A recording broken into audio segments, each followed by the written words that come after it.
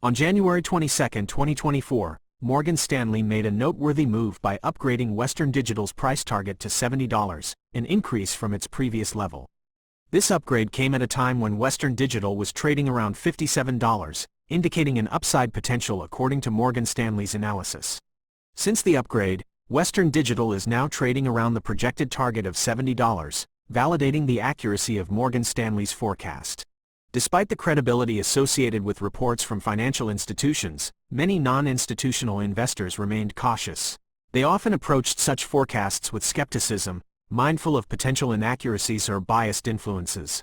However, what caught my attention was not only Morgan Stanley's upgrade of Western Digital but also their decision to replace NVIDIA with it, signaling a significant shift in their investment recommendations.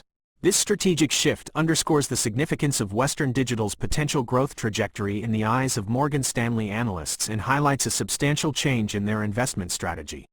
Such a move is indicative of a broader trend in the market, emphasizing the evolving dynamics within the technology sector and the shifting landscape of investment opportunities.